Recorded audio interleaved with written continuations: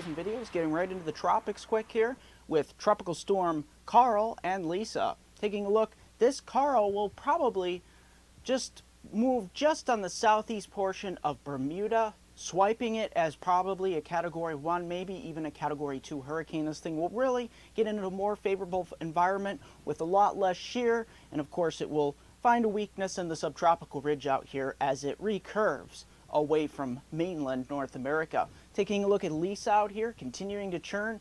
Only a threat so far to shipping interest, but we'll have to watch come the end of the forecast period. We'll have to watch and see if Lisa affects the Azore island chain. So I'll keep an eye on it here. So far not expected to become a hurricane, but it could as it rounds the bend further north into a less wind shear environment. As you can see here across the Atlantic, you can see what's going on. For the most part, we have those two systems. Let's take a look at the photos and videos.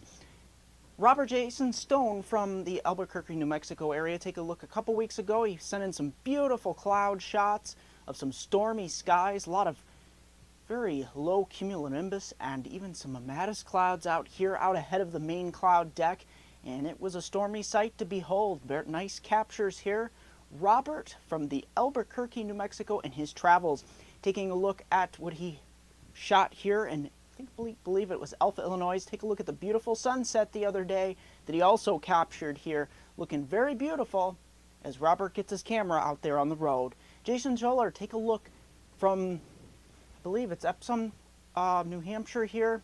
There was some kind of a microburst with some sort of, I guess they were investigating. This was about a week or two ago.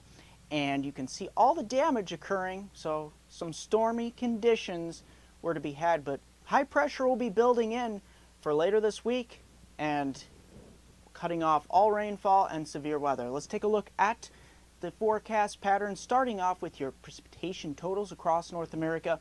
Out west, you'll notice here there's pretty pronounced storminess going on here in the plains on the base of this trough out west here. Back east, we're starting to dry out. Let's take a look at the, you guessed it, there's that trough, and here's that Bermuda high, that ridge.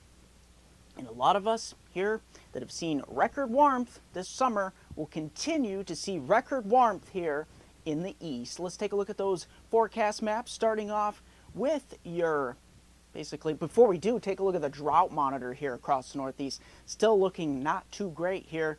The drought intensifying in many locations, although some of the Finger Lakes did see some much needed rain this past week. Let's take a look at the maps, starting off with the midpoint of the week, Wednesday. We're almost halfway there. Take a look at the Northeast here. Not too bad. We're starting to clear out here. Conditions looking nice. Burn off all that valley fog, that river valley fog that develops. Sometimes it could take up to noon or 1 p.m. before it burns completely off.